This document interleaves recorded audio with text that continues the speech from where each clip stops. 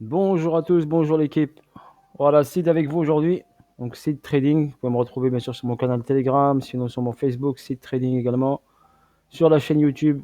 Voilà, Sid Trading, n'hésitez pas à liker, à partager au maximum pour que les débutants puissent progresser et s'améliorer à vos amis, à vos familles, ceux qui sont intéressés par le trading. Je vous fais des vidéos de formation, comment analyser les marchés, comment se placer si possible, avec succès, comment analyser, comment sortir d'une position, si elle n'est pas bonne, si elle n'est pas bonne. Voilà, grosso modo. Mon canal est dédié à la formation et à apprendre et à comprendre le trading et les marchés boursiers. Là, je suis parti sur le graphe du gold, donc le prix du gold. Donc là, je suis parti sur un time frame le plus éloigné, donc monthly. Une bougie correspond à un mois.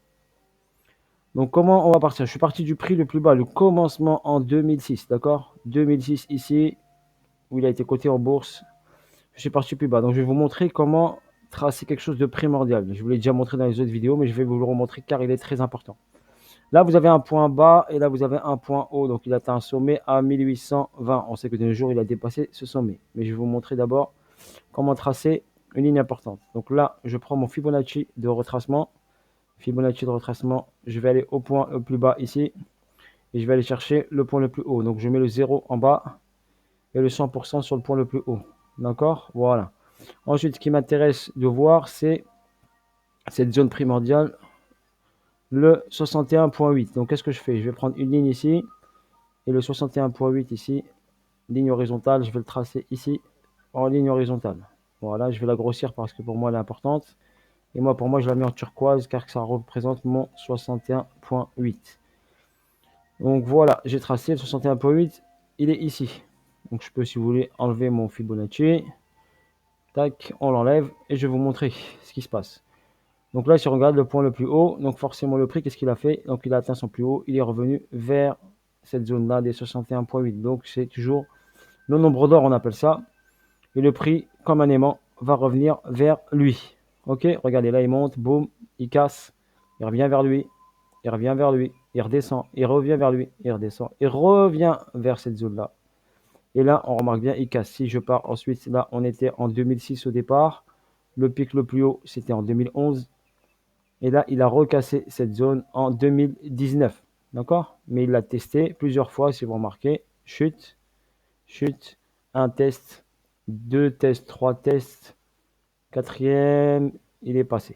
Ensuite, on est parti rechercher, dépasser le sommet là, sur les années, là, en ce moment, les années 2020.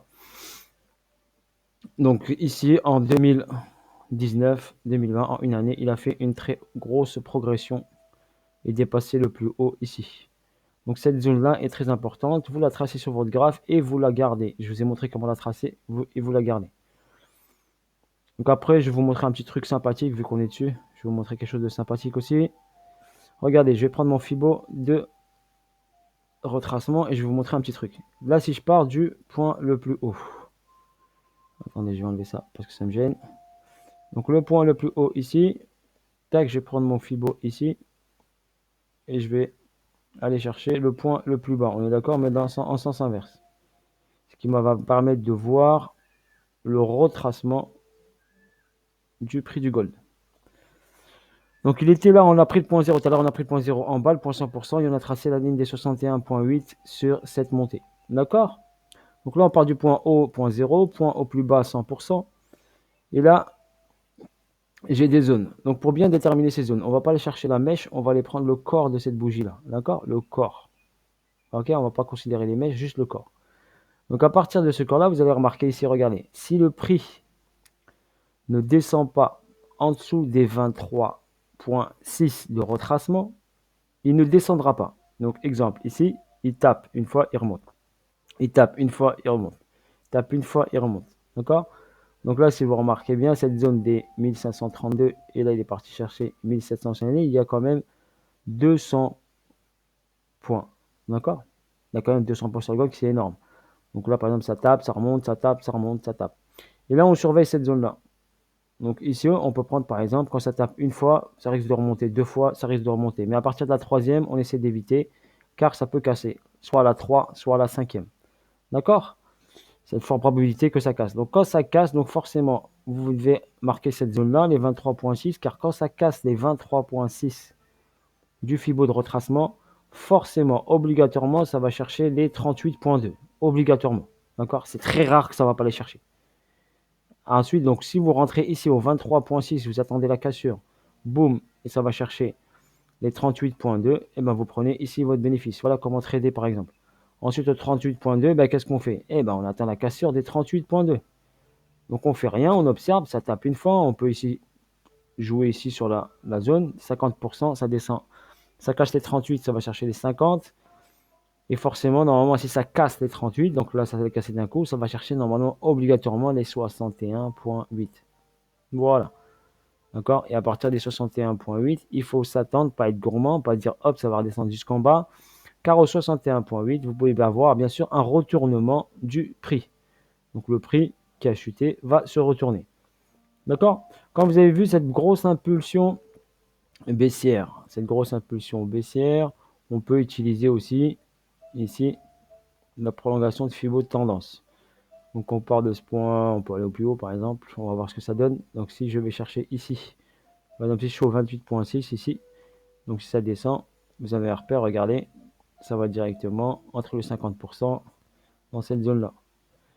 Si je l'emmène ici au point au plus bas ici, regardez ici sur le corps, d'accord, vous avez un premier objectif qui est ici au 12. Mais vu qu'on sait que ça descend, risque pas de descendre en dessous des 161.8, donc on peut s'arrêter ici pour ce premier niveau là, au 1,272. Au maximum, il peut aller chercher les 1,618 ici. D'accord? Au maximum. Je vais vous le montrer dans une autre situation. D'accord? Sur cette hausse. Donc sur cette hausse, je vais prendre mon Fibo. Regardez, hop. On va le prendre comme ceci par exemple, par rapport à cette impulsion. Donc on a eu par exemple une impulsion ici. Par rapport à cette impulsion là, je vais grossir un peu le graphe.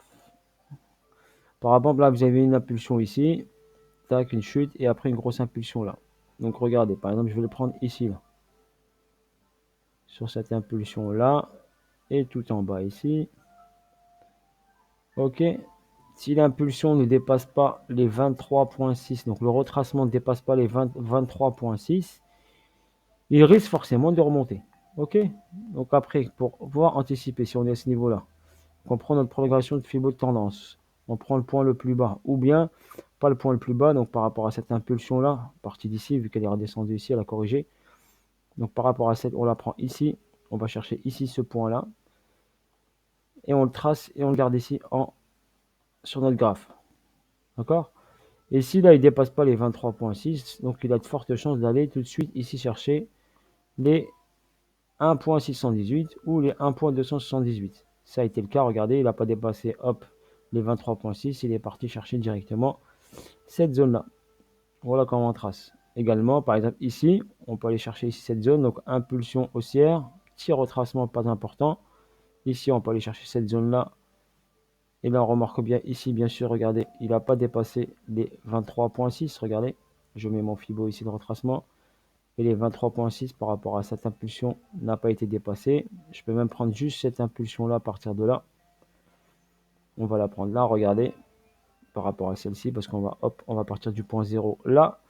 Ils vont marquer bien ici, regardez, hop, il ne dépasse pas les 23.6. Donc s'il n'a pas dépassé les 23.6, forcément, il a forte chance d'aller ici. Et c'est le cas, regardez. Donc il n'a pas dépassé les 23.6. Boum, il est reparti ici. Il est cherché ici le TP final. Ensuite, comment on sait que c'est le TP final? Ben, en TP final, et là, vous avez un beau gros squeeze. Donc un beau gros squeeze, cela veut dire, un squeeze c'est quoi? C'est qu'on part d'une tendance haussière, d'accord? Toujours soit haussière, soit baissière, et vous avez un gros squeeze. Un gros squeeze, c'est deux grosses mèches ici, une grosse belle mèche ici. Voilà la première, boum, et il y a eu un rejet, bien sûr, ici, au niveau des acheteurs. Donc les vendeurs ont été plus forts que les acheteurs. Tout bien, il y a une grosse prise de bénéfices ici, il y a une grosse impulsion, on a pris ces bénéfices, on est sorti, et le prix, hop, il a retracé vers le bas. Voilà comment j'explique. Ça, c'est un squeeze, d'accord? Hausse importante, squeeze, d'accord? Et là, on peut considérer ces conditions, on peut rentrer en sell.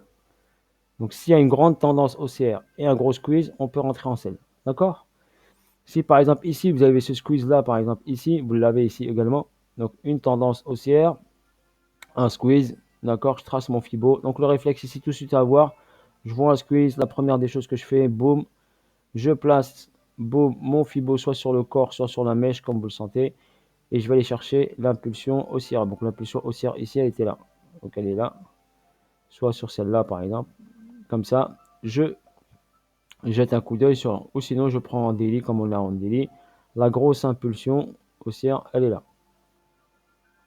Voilà, là on peut regarder en daily par rapport à cette impulsion là et après on gère, d'accord, ce retracement.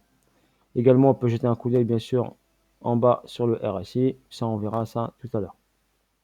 D'accord, si on peut le voir ici, par exemple là vous avez le point le plus haut où il y a eu le squeeze.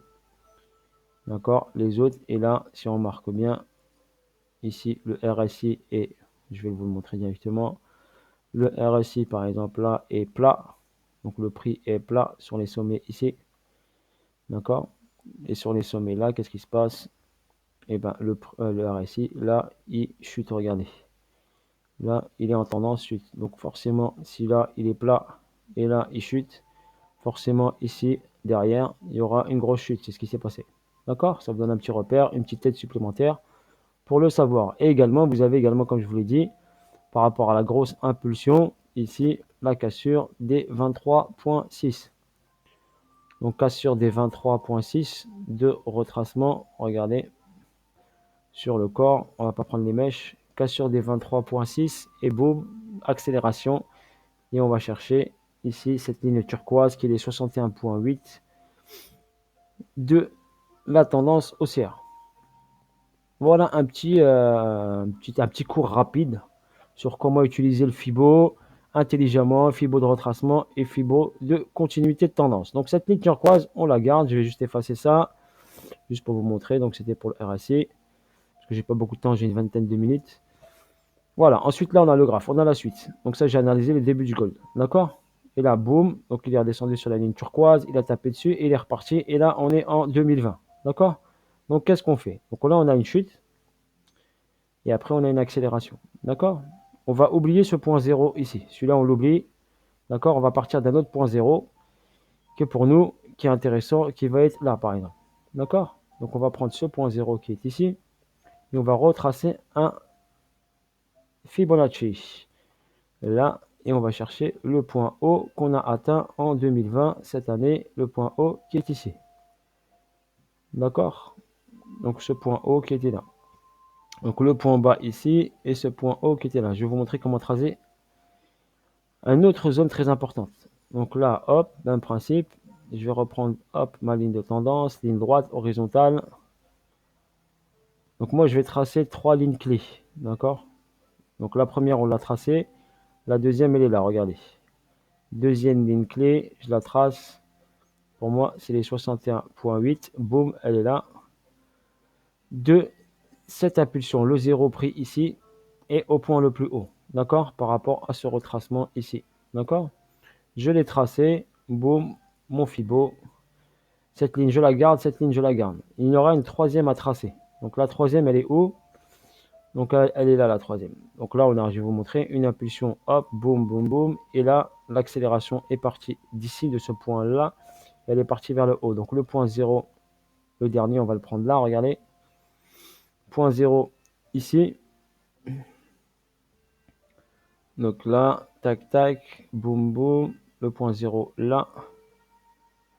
OK. Et là, j'ai une autre ligne à tracer. Regardez. Donc celle-là, je vais la tracer là. D'accord? Et je vais la garder. Ensuite, ici, j'ai une impulsion, première impulsion, petite correction, mais pas importante. Deuxième impulsion, correction pas importante. Et là, un range. D'accord? Un range important où le prix est resté ici. D'accord? Et est parti. OK? Si on regarde bien par rapport à ici, ce point-là, 0. Ici, vous avez des accélérations sur cette ligne. Donc là, regardez ici. Pourquoi ces lignes sont importantes, comme je vous l'ai dit? Parce que ici, regardez, on a une accélération. Donc la cassure de cette ligne-là est effectuée avec une bougie avec de la force. D'accord? Donc elle est primordiale. Ce niveau est primordial par rapport à surtout cette information sur cette bougie-là. Également, regardez ici, pareil, cette deuxième ici, impulsion, boum, grosse cassure. Donc cette ligne-là est très importante. Ça, c'est des zones importantes. Vous devez les tracer, les garder. Regardez cette autre zone que j'ai tracée, accélération également, sur cette bougie-là. Donc ça, c'est une zone. Et après, on en a une dernière qui est là, regardez sur cette bougie-là. D'accord? Elle est énorme par rapport aux autres. Regardez par rapport à celle-là, celle-là, celle-ci, celle-ci, celle-ci, celle-ci. Là, vous avez une impulsion qui est monstrueuse. Et cette impulsion monstrueuse est sur un mois. Donc un mois, le prix est passé de 1776 à 1980. Pratiquement 200 points de montée. Donc comment ici déterminer la ligne importante? Donc pareil, donc là ce que je vais faire, je vais aller en daily, d'accord? Pour avoir une meilleure visibilité. Donc je vais partir en daily ici, daily, boom, journalier.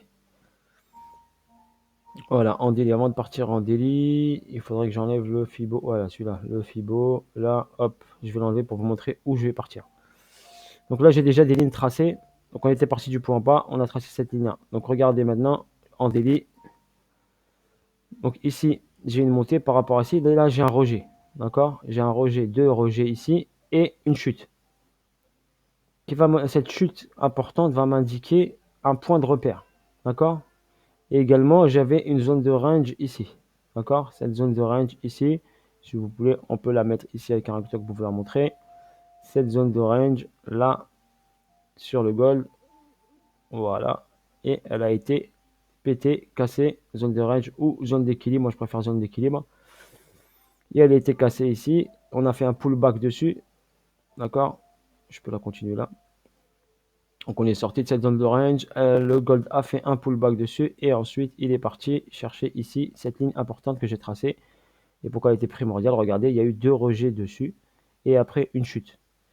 Et vous avez ici un double top, d'accord? Double top effectué, rejet, double top. Donc si on trace ici, je vous montre vite fait rapidement.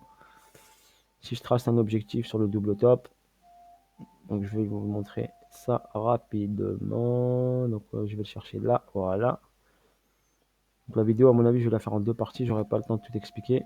Donc là, hop, ça vous fait vidéo et formation en même temps. Donc là, pour le double top. Non, c'est pas celui-là que je voulais. C'est pas celui-ci que je voulais. J'ai pas pris le bon. Ce qui m'intéresse, c'est celui-là. Donc voilà, si je pars d'ici sur le double top, je vais vous montrer l'objectif. Ici, double top. La ligne du double top. Ensuite, je fais une petite formation sur le TradingView. Donc là, j'ai cette montée.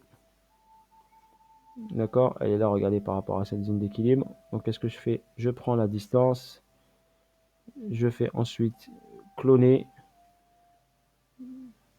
Je le clone ou je la prends directement. Je l'ai tracé.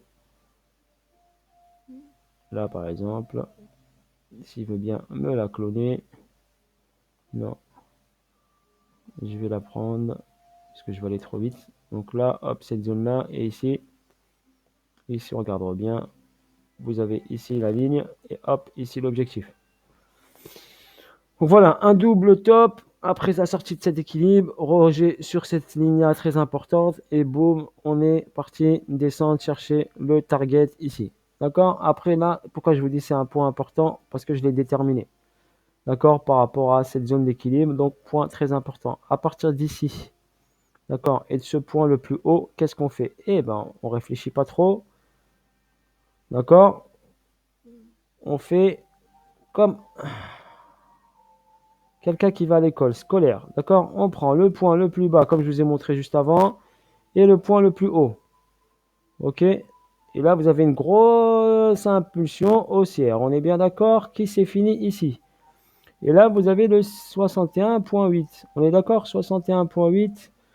Donc là, hop, boum, on va zoomer un petit peu pour être plus précis, vu qu'on est en ce moment là. Et là, qu'est-ce que je fais? Je vais taper directement la ligne horizontale très importante du 61.8. Clac. Et là, cette ligne, c'est la prochaine ligne très importante, d'accord? Qui va déterminer l'évolution du gold et des points stratégiques pour rentrer. Et là, en ce moment, il est proche de cette ligne. C'est pour ça que je vous ai dit, pour l'instant, je l'observe et je ne rentre pas en position, car il est sur une zone ici critique, très importante, cette zone-là. Donc, soit il va rebondir dessus et boum, il va repartir vers le haut, soit ici, la casse du premier coup, il plonge direct. D'accord? Là, j'ai pas trop le temps d'expliquer la suite, donc je vais le faire sur la vidéo numéro 2. D'accord? Donc, je vous demande de bien aller regarder la vidéo numéro 2. Donc là, je vous ai fait un gros travail déjà sur comment tracer des niveaux et des lignes. Une petite révision sur le Fibonacci, sur le retracement de Fibonacci. Voilà. Et sur la vidéo 2, d'accord, sur le gold, je vais rentrer spécifiquement sur l'étape suivante. Que va-t-il se passer sur le gold prochainement? D'accord? J'ai une vision un peu prochaine au niveau de l'évolution du gold. D'accord? La ligne rouge aussi, je vais vous l'expliquer également sur la prochaine vidéo. Sur ce, je vous laisse. Bisous à tous. Passez de bons moments à regarder cette vidéo. N'hésitez pas à liker, à la partager. Gros bisous à tous.